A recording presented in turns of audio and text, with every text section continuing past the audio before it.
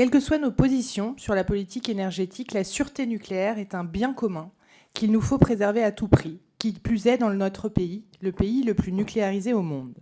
Je vous rappelle ceci car dans un contexte où notre système de sûreté est en passe de subir une profonde mutation et que la filière nucléaire est confrontée à des défis complexes, le futur président de l'ASN devra faire preuve d'une vigilance accrue, d'indépendance et de transparence.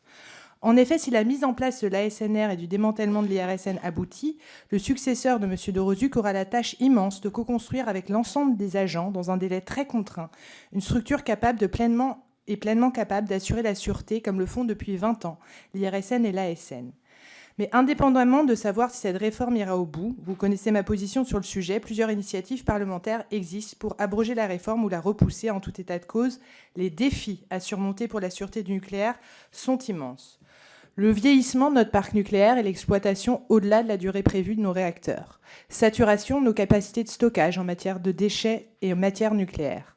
Le nouveau nucléaire dans toutes ses dimensions, EPR2, SMR. Protection contre les cybermenaces ou encore adaptation au changement climatique.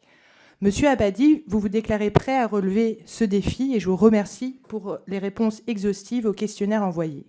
Si vous avez effectivement toutes les qualités requises, l'expérience nécessaire dans l'énergie et un parcours ancré dans la chose publique, votre nomination se heurte à un point qui pourrait nuire à la crédibilité de notre autorité de sûreté nucléaire.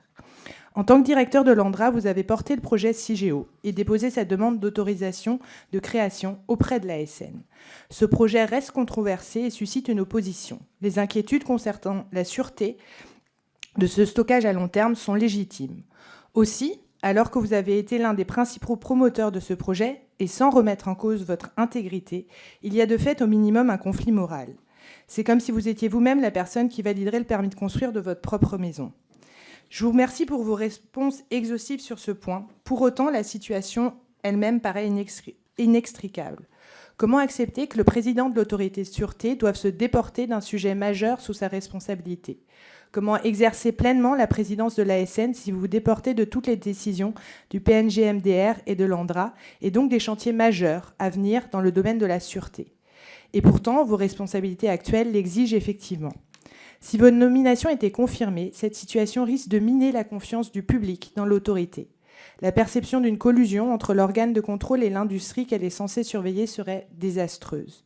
En cette période où les enjeux de sûreté nucléaire sont plus que jamais mis à l'épreuve, nous ne pouvons pas nous permettre de fragiliser encore davantage cette confiance.